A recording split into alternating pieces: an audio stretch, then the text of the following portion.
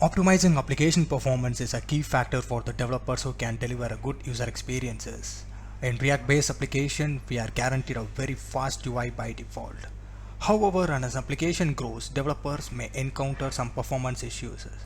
Functions defined inside the functional components are recreated each time the component is rendered, resulting in referential inequality.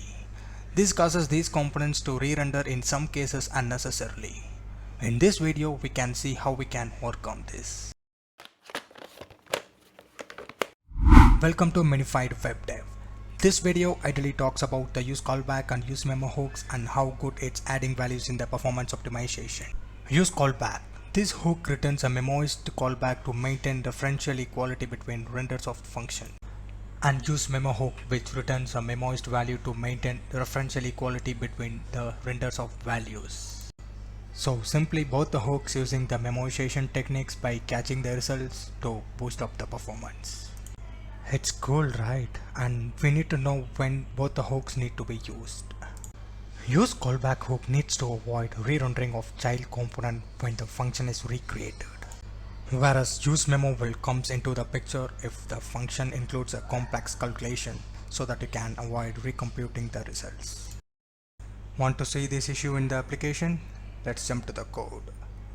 Consider this simple code setup for doing the factorial of given number. Let's initialize the number state and followed by we'll initialize a sample state for just re-rendering purpose. Then we'll given a function for the factorial of given number, and inside that we'll write a logic. We'll put a console to evaluate whether the function is executed or not. Let's write the functional logic.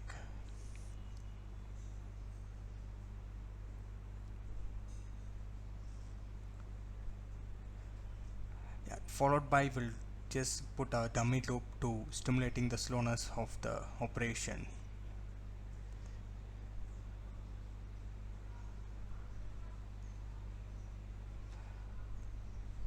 And followed by we'll write one onChange event handler for the given number input.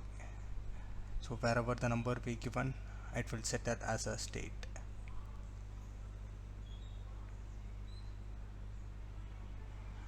And we'll write a click handler for the button which trying to stimulate the re-rendering.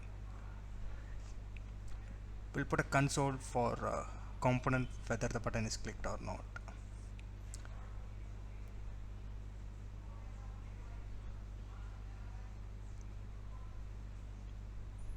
We'll create an input field as a number which we are trying to do the factorial.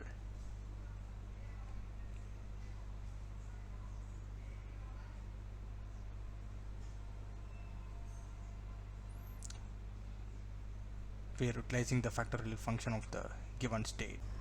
Let's go to the application as the simple UI for factorial. The consoles which we defined are logged on the initial render. Now we'll change the number. Yes, same consoles are logged. And if we click the render button, again the same consoles are logged. Oh, the console inside the factorial function is logged unnecessarily, which is not supposed to log. Here is the place to optimize. Now it's the time to utilize UseMemo, and we'll wrap the expensive function inside UseMemo by defining the right dependencies. Let's see the difference. The initial consoles are logged, and even if we change the number, the console is logged as expected. But if we click the render button, the console defined inside the factorial function not logged, as the UseMemo has done its job perfectly by catching the expensive calculation. I have one more performance issue to show. Here is the simple component text which accepts text and value as an prop. Inside that we'll put a console to know whether the text component is rendered or not. Followed by we just return the text and value from the prop. Has been wrapped out with UseMemo to avoid unwanted re-renders. And followed by we have a button component. Similar to that, it accepts click handler and button text as an input.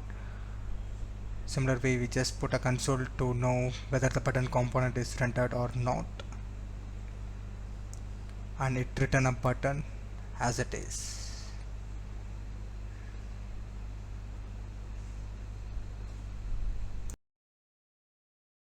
We have one base component. We'll import that text and button component here, and we initialize the state for a count, which shows the count, and we'll initialize the state for the date time, which shows the current time. So we'll define an event handler for the count. We'll increment the count on click, and we'll define an event handler for setting the current time.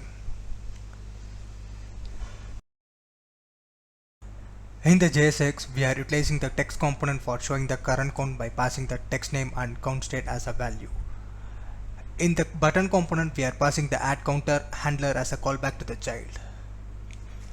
Similar to that, the same components are being used for showing the current time based on the button click.